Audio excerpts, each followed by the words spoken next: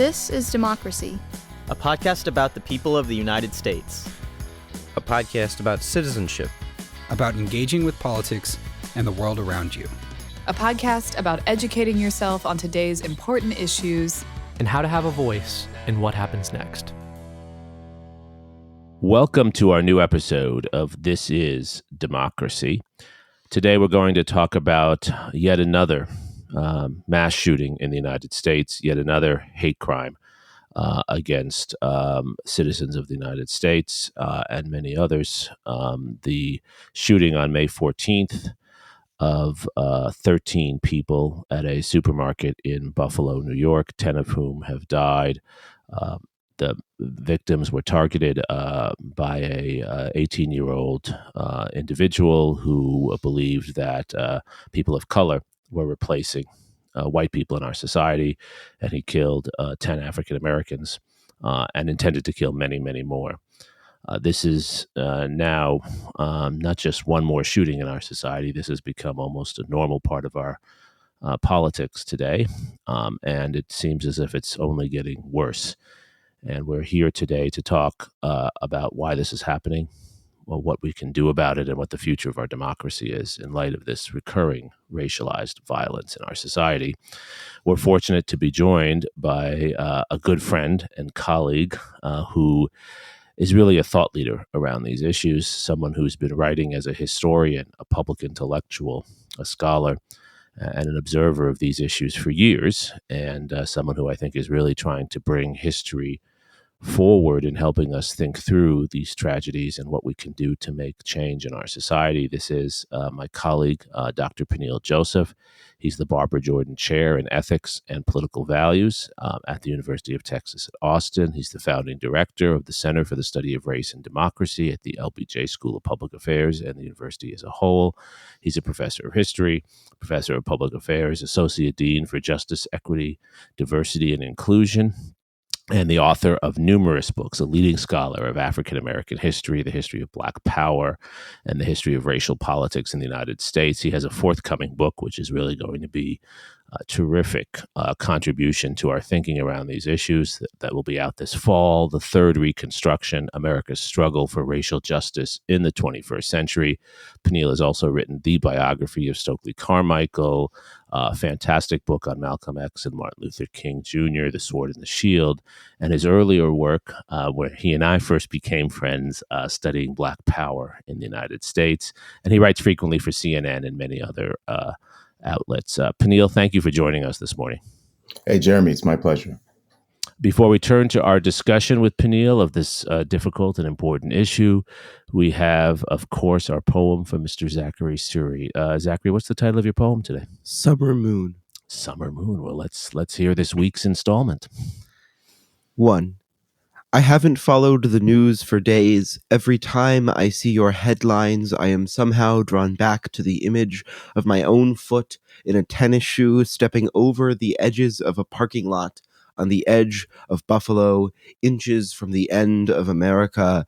But I would like to say that somehow I was in Buffalo once, driving from Syracuse to the sea, and we stopped at a gas station. I imagine the supermarket only yards away. I think it was in the same place, the same neighborhood. I used a urinal at a gas station and bought a road atlas at the counter. There are 230 miles between Tree of Life Synagogue in Pittsburgh, Pennsylvania, and Tops Supermarket in Buffalo, New York. There are 230 miles between you and me. And tonight there is a red summer moon for you. The moon is now in the depths of the umbra, and we stop our automobiles on the side of the road, and everybody turns their lights off, and the city is dark, and the world is dark, and we stare up at the white moon turning red in front of our eyes. Tonight there is a red summer moon. For you, a red summer moon. 2. They shot up a synagogue in Pittsburgh. They gunned you down in a supermarket in Buffalo. You were too young. You were too young. I was in Pittsburgh once. The sun reflected off the steel of the buildings and puddled in little pools along the old interstate bridges. There were 3 rivers. I rode in the back seat between 3 rivers. The child dreams of rivers, sings of rivers, speaks of rivers. In the chaotic city, seen for the first time from the bridge, nameless now in my memory, is always the city seen for the first time, peering up through the clouds to the tops of the buildings, rising crudely over the hills like bayonets. They protrude in 3 different directions, so you know the world can never be sewn back up. Now they will have to see it. And between Pittsburgh and Buffalo, there are perhaps 230 more miles of this. Either direction, we are lying always face flat on the floor, pressing our face to the floor as the blood pours out, piles up, surges in and out like a hurricane. 3, we are in the eye of a hurricane. Around us, the walls of water, they billow unceasingly, constantly, shaking the hills with their echoing shouts of who, why? And in the 230 miles between Pittsburgh and Buffalo, somewhere in some little town, even as we can see the edge of the storm coming towards us, we are in a little tin box diner eating sunny side up eggs and hash browns with black coffee. You are looking in my eyes and saying how very sorry you are, and I am looking in your eyes and saying the same. And we keep mumbling to each other, sweet nothings, they are sweet nothings, as the wind rips off the windows and the glass shatters, nothing out of the ordinary, as the floor comes flying up to meet our faces, nothing out of the ordinary, as the walls of the diner crumble at the feet of a world on the march, nothing out of the ordinary. You look me in the eyes, flying up in the sky on a violent cloud, and we say goodbye, you hovering 230 miles above me, nothing out of the ordinary, nothing out of the ordinary. Your refrain, nothing out of the ordinary, Zachary. It's haunting, isn't it? Yes, it really is. And that's sort of what my poem is about, is the sort of recurring nature of this violence and the ways in which, even in 2 cities only 200 miles apart, there can be these 2 tragedies that seem not only to symbolize our pathologies as a society today, but also unfortunately seem to signal where we're going. Right. And you're referring, of course, in addition to the shooting in Buffalo on May 14th of this year, the killing of 11 Jewish members of the Tree of Life congregation in Pittsburgh in October of 2018. Yes. And how recurring and repeated these terrible events are. Peniel, you've been studying this more deeply than anyone else I know. Why is this happening? Why are we seeing these recurring attacks on African Americans, Jews, and others in our society by young men, often with guns? Well, I think we need to go back to the period of Reconstruction. And I know both of our new books really deal with that. And I think that when we look at the Great Replacement Theory, and the New York Times just did really an essential 2-parter by Nicholas Confessori on Tucker Carlson, and looked at over 1,100 hours of his Fox News show, and to really, in a very objective way, just the facts, distilling the kind of hatred and misinformation and racism and anti-Semitism and xenophobia, Islamophobia, queerphobia that Fox News spreads, but also specifically Tucker Carlson. That's the number 1 rated cable nightly news show in the nation. So its immediate roots are yes, that kind of ecosystem that has sort of normalized replacement theory. We think about 2017 in Charlottesville, and they're saying that the Jews will not replace us. And so much of this is connected to a toxic stew of nativism and white supremacy that is anti-Semitic, that is anti-Black, that is multicultural and multiracial democracy. But I think where we need to go back to is what, both Abraham Lincoln, Frederick Douglass, but Eric Foner has called the Second American Founding, which is the aftermath of the Civil War from 1861 to 1865, and the Reconstruction Amendments that come out of that Civil War, the end of racial slavery, birthright citizenship, and voting rights for Black men, which eventually become voting rights really for all people, all citizens. And during that, and I argue in the third Reconstruction that Reconstruction period is actually a little more than 3 decades. So I go beyond the presidential Reconstruction configuration of 1865 to 1877 and go from 1865 all the way to the November 8th, 9th, 10th white riot in Wilmington, North Carolina. That's the first successful racist coup in the United States that displaces a biracial, interracial government with white supremacists, including some who are mentored by Benjamin Pitchfork Tillman, the South Carolina ultra racist, ultra white nationalist. And so when we think about that period, that's where we see the first real replacement theory in a modern form, because the United States is much similar to the way it was in 1865 than 1619.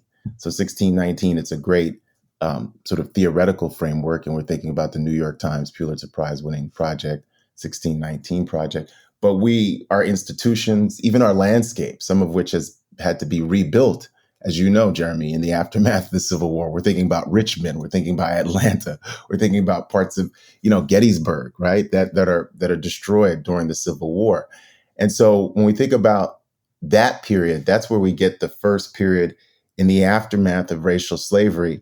This fear, not just of labor competition, interracial labor competition, but this fear that Black people would replace white people as the sort of the dominant group economically, politically, and culturally.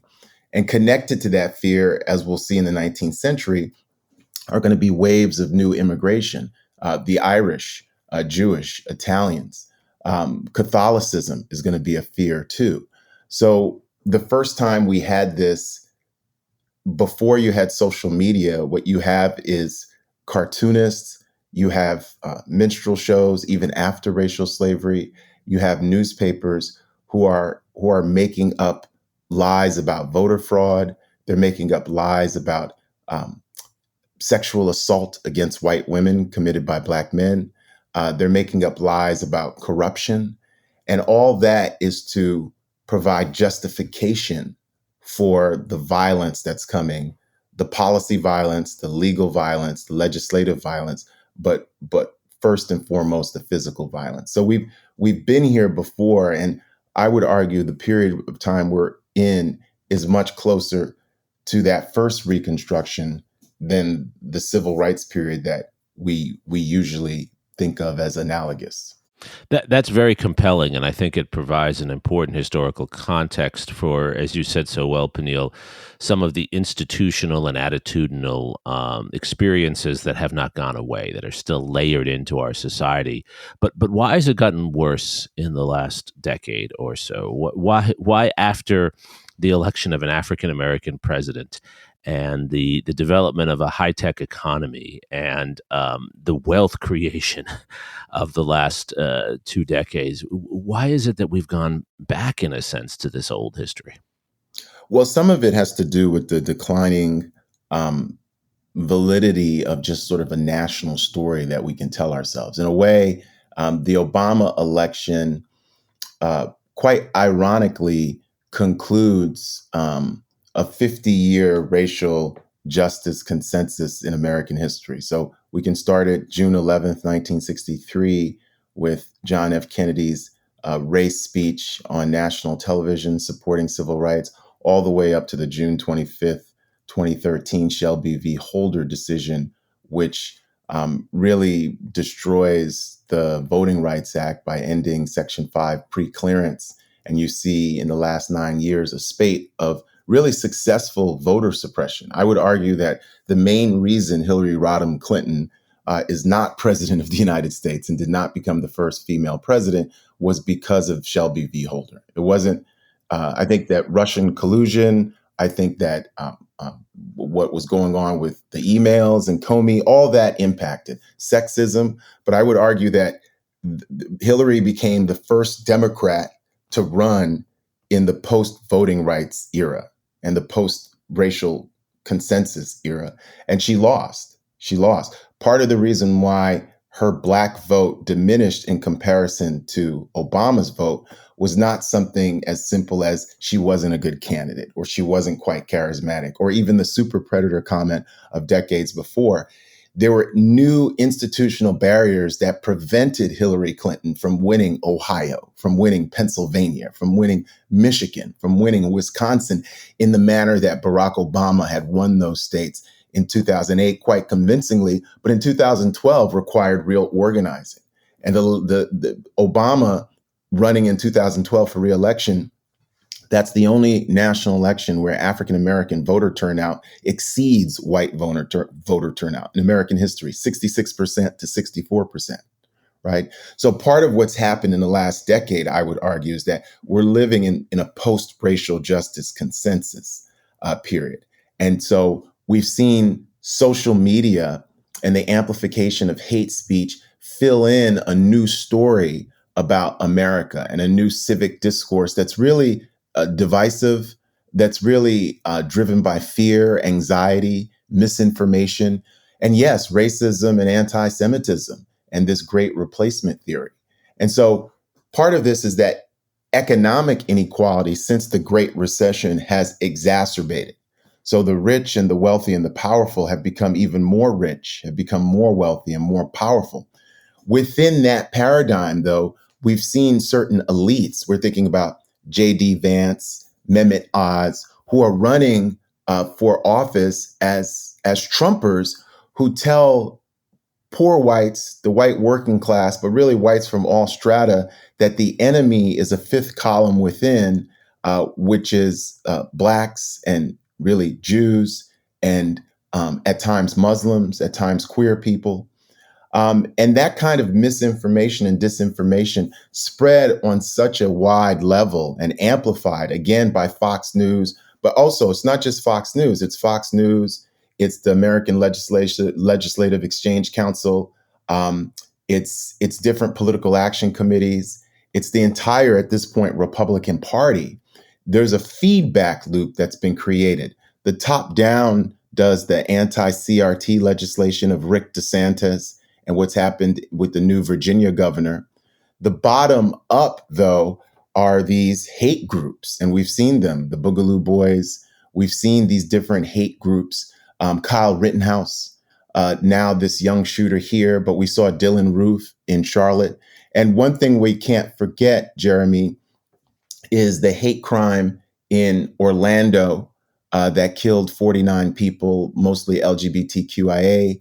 The hate crime in El Paso that killed over 23 people, and also the hate crime in Atlanta that targeted Asian Americans that killed 8 people, 6 of Asian descent, and the rise in AAPI. So part of what we're seeing is this, yes, it's this anti-Black racist narrative, but the great replacement theory is about white supremacy that really represents an existential threat to our entire system.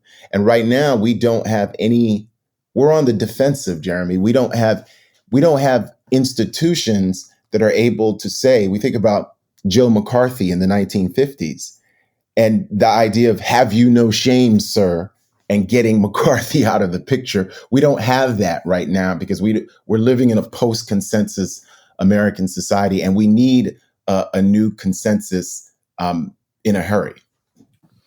You mentioned Kyle Rittenhouse and the 2 terrorists in Buffalo and Charleston. Why do you think so many of these shooters, these white supremacists, are 18-year-old young men? Why do you think so many of them are so young if this is really drawing from a historical narrative of white supremacy? Well, I think that white supremacy always refreshes itself, Zach. And I think that one of the things we see is that this idea of male culture and masculinity, and sometimes we have different right-wing commentators who say, well, the problem is that, because of queer people, because of feminism, men don't know what it means to be men, but their vision of men is toxic. It's sexist. It's often racist. It promotes rape culture and sexual assault. And so you have these young men who are really utterly lost and mystified over what their place in society is going to be. These are young men who not necessarily received a great critical public school education. These are young men who are looking for validation, and they become part of these silos, these communities, online communities, gaming communities, chat communities, 4chan communities that tell them that, Black people and brown people and Jews are the problem.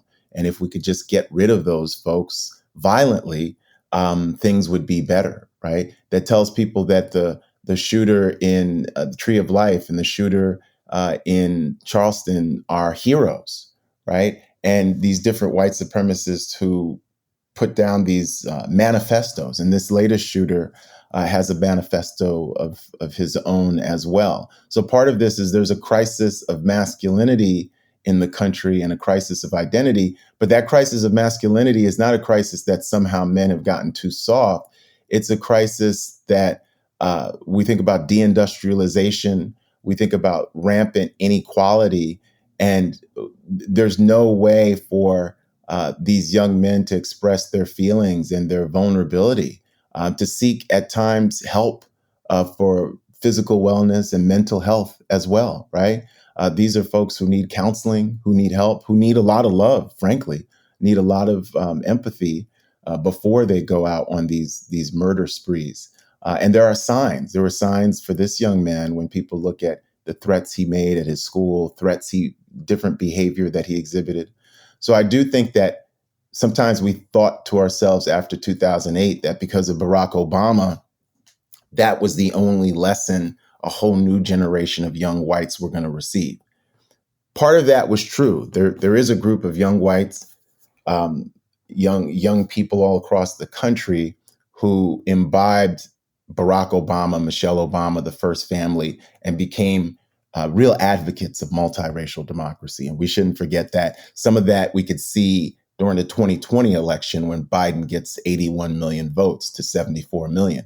But we still have to focus as well on the 74 million. So the 81 million, that's a great story. But the 74 million, Trump gets 11 more million votes running as an overt white supremacist. That's got to give us all pause. That has to give us all pause, because even if we say we're never going to defeat racism, defeat anti-Semitism, defeat hate 100%, we can't have it be such a powerful and muscular and robust part of our democracy. Right. It's interesting also that many of the same technologies that have radicalized so many of these young men have also connected people across the country who share an interest in multiracial democracy and share a dream of a more inclusive future. To what extent then do you think that these new technologies are fueling this outburst of white supremacy, this recurring violence?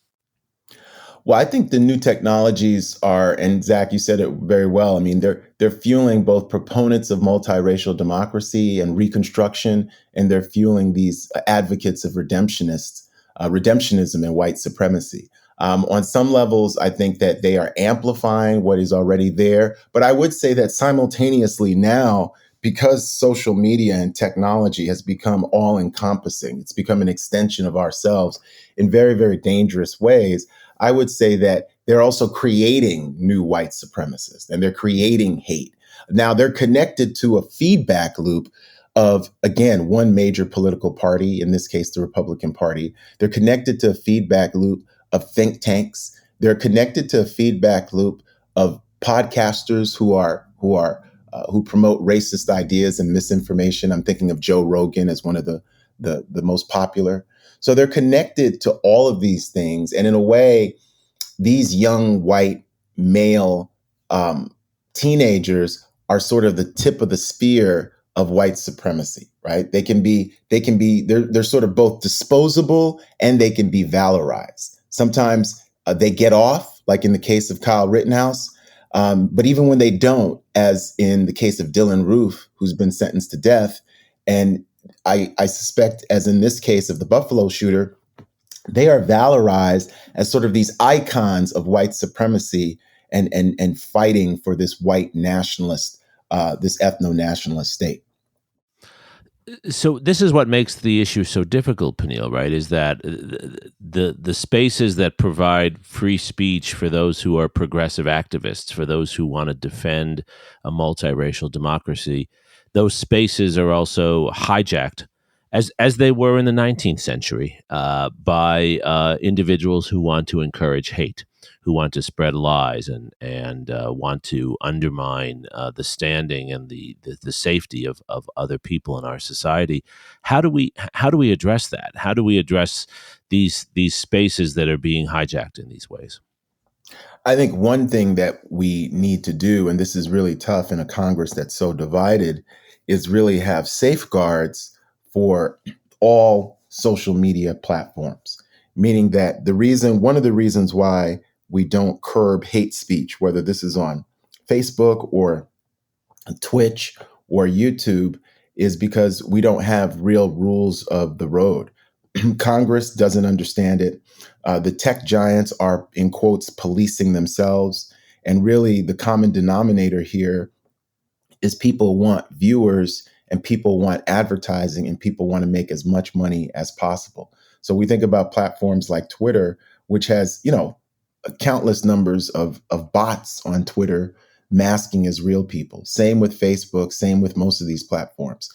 And what are these bots doing? Some of these bots are just advertising bots. Some of them are malicious. Some of these bots are from Russia and overseas, right? So part of this is getting our own house in order. And yes, technology is always ahead of legislation and public policy and congressional hearings, but we have lagged so behind. We are in the prehistoric ages for the rules of the road for the internet at the federal level. At the same time, local communities have to act as well. One of the things, we had an event recently about this at the LBJ school, and we talked about coming together as a community in ways where we go beyond our silos. So we're talking about, the ADL, Anti-Defamation League, was there. We had the Interfaith Action Council of Texas was there.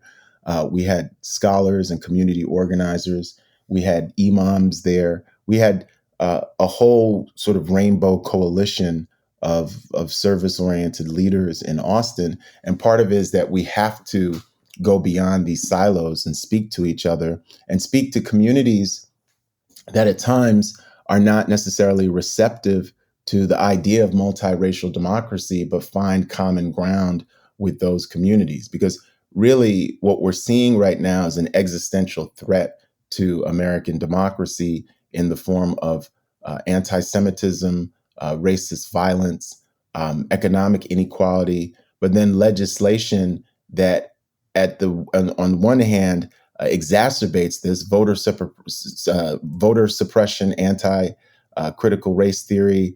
You can't teach Black history in public schools anymore. The criminal justice system needs to be reformed. On the one hand, you've got these repressive policies, and then through social media, you have disinformation and misinformation where the entire country can't even agree on what happened January 6th, 2021, when the Capitol, U.S. Capitol, was assaulted with folks who had racist signs, anti-Semitic signs. I mean, this is a huge tragedy and travesty, but in the past, we would have had bipartisan support to weed this out of our democracy. Instead, we've got misinformation and lies saying that those folks in January 6th were heroes, that it was BLM who did it and not MAGA folks. So we're in real trouble. And until we can come up and sort of get our national story straight, right, come up with a new consensus, we're going to be at pains to then have a strategy of how do we deconstruct all this hatred that's being weaponized for political gain, economic gain, but also in terms of violence and privilege. So how do we build a consensus like this? You've studied this in other periods. And so what can we as historians take from the past for today for building consensus? Because quite frankly, it seems so difficult, Peniel. I mean, you witness this as all of us do, right? There are people coming to even a relatively progressive city like Austin coming to town and spreading anti-Semitic stickers on playgrounds and protesting and saying that Jews have caused COVID. A young man tried to burn down our synagogue in our neighborhood, motivated by this, and you have people shouting that Asians are responsible for COVID as well. All the anti-Semitic and anti-African American and anti-brown people statements in support of often police brutality. This is within our city, right? How does one build consensus, even in a place like Austin? I think at University of Texas, we have to be at the center of this conversation. We're really the most high-profile entity, and we can bring together the synagogues, the mosques, the churches. We can bring together the nonprofits, but we can also bring together the activists and the business community and the entrepreneurs and the venture capitalists. As you and I both know, I think we have to get people to have skin in the game and invest in stopping hate and invest in bringing people together in a way that's institutionalized, that goes beyond reacting when these things inevitably happen. So the only way we can sort of build that beloved community in Austin is we have to get our own house in order. And as you know, we have inequality here. We have racial segregation here. We've got, anti-Semitism here and racism here. So I think we can model the framework that is needed nationally, but we have to come together in ways that are innovative and impactful in perpetuity, right? And so that's going to require investments. And I think the reason why University of Texas is so important is that it brings people together. Texas sports, Texas football, Texas innovation, Texas, the LBJ school, the policy school, the law school, the medical school. It brings people together. So we have to be at the forefront of creating that common identity and that common story about bringing people together here in Austin and the wider state of Texas. And if we can do that, we're going to be a national model because, as you know, Texas is really one of the most multicultural, multiracial, multi-ethnic, multilinguistic states in the country. So when we say what happens here changes the world, we're right. But Texas should be at the lead of this, right? We should be at the lead of building that beloved community and making sure something like this never happens again. That's so very well said, Peniel. And I know you have to go to your next engagement. We really appreciate your sharing your historical insights and contemporary perspective with us, and for giving us those inspiring words. Thank you, Peniel. Well, thank you, Jeremy. Thank you, Zach. Thank you. So, Zachary, I know as a young person who struggles with these issues, who looks out at this world as described so well by Peniel and sees all these challenges, all these existential threats to an inclusive democratic society. I know you think a lot about these issues. How can we build the kind of consensus that Peniel is talking about? How can we do that better among young people? And I don't just mean within your school, but I mean across different schools and different backgrounds. How can we bring young people together with some kind of consensus that moves us forward toward a multiracial democracy, as Peniel encourages? I think that's one thing that we maybe didn't emphasize enough in our earlier conversation, is that I think there is, to a certain extent, at least among a large group of young people, a sort of consensus already on these issues. I don't think there are very many young people who would challenge the historical facts, the historical truths about January 6th or white supremacy in our society. I think that the more difficult part is to get those people politically engaged, and to not just build a coalition of minds, but a coalition of political and governmental thinkers on this issue, and to make sure that people take those values that hopefully they're getting from the internet, hopefully those are the values they're taking, and put them into practice, and not just make them empty words. So I think we need a new culture of public service and public engagement, and I think we need to encourage young people to pursue those kinds of careers, those kind of positions, from a young age, and view them as something noble and hopeful. Right. So it's not just hearing the ideas. It's Right. actually beginning to put them in practice at a very young age, right? And that itself builds further coalition and changes minds. I think. Right, right. Well, I think this has been a really insightful, provocative, and eye-opening conversation. And I want to thank Peniel again for joining us.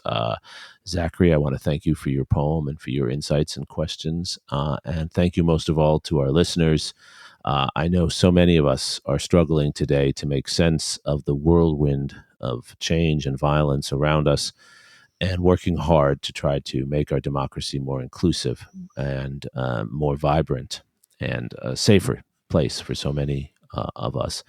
And I appreciate everyone joining us in this conversation. I think this conversation and many like it are essential steps forward for our democracy today. Thank you for joining us for this episode of This Is Democracy. This podcast is produced by the Liberal Arts ITS Development Studio and the College of Liberal Arts at the University of Texas at Austin. The music in this episode was written and recorded by Harris Houdini. Stay tuned for a new episode every week. You can find This Is Democracy on Apple Podcasts, Spotify, and Stitcher. See you next time.